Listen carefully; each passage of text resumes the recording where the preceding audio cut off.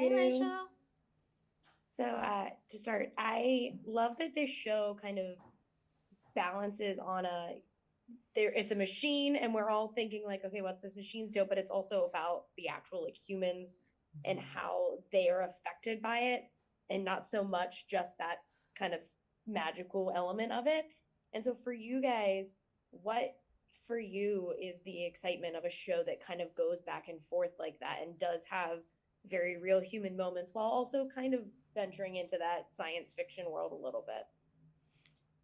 I mean, I think this show just mirrors life. It's everything in between. It's the comedy, and then you find yourself crying and you're laughing, which is the beauty of life, right? You don't know where this journey is going to take you. And I think Dave does such an amazing job of building a world that encapsulates all of that, the gray area and everything in between.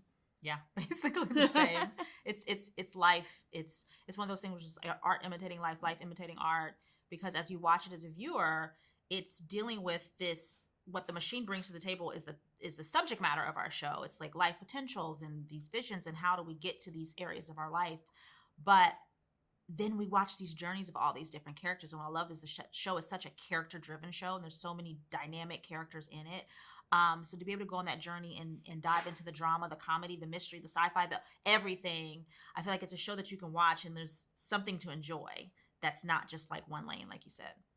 Yeah. And I want to ask everyone this question, but I love the idea of thinking about if that machine existed when I was a kid, what it would Hmm. have said, like as my potential, because I feel like it's different when adults look at it, but when you're a kid, Mm. you do have that world of possibility. For you guys, what would yours have said if when you were younger, if you got that card? Oh, man. So many options. Whew. When I was younger. I feel like the thing is though, it's sometimes it's the word, less about what the word says and more about what it ultimately means. Yeah. So, like mine could say like clown, right? And it's like because I like making people laugh.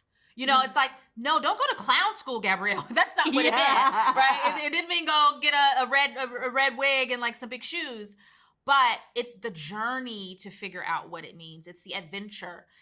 So for me, I would hope that whatever my card says, it was something bright and light and fun and like that ultimately helped bring joy to my life, but also to others.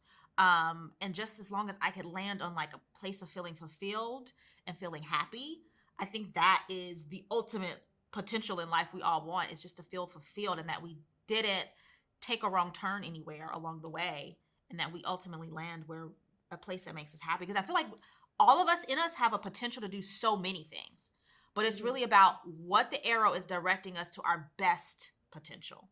I feel like you looking at you, I know you have a potential to do a multitude of things. It's not just one thing, right? We're all multi-layered as individuals and as human beings, but I think when you get something like this morpho machine to kind of direct you and point you in Yeah. a direction, it helps you laser focus.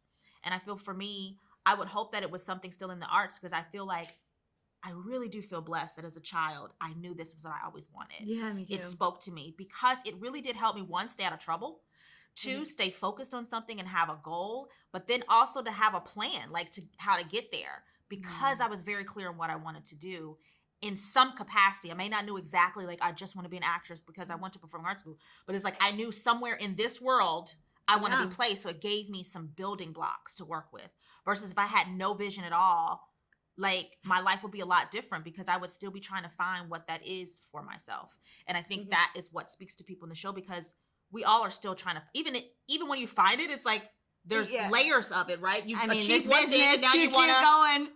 Yep. I so think I would like what Nat got, something in that world of storyteller. I yeah. think through what I've always realized when I was 7, 8 years old, I'd be doing puppet shows, in my bedroom and doing like little, shows for my family and selling fake tickets. And so I think all of that is storytelling. And at the end of the day, what I love about performing so much in creativity is you are telling stories. You are telling the story of a person that maybe, no one else could tell. And I think that's what's so fascinating about this show and just, being an actor in general. Mhm. Yeah.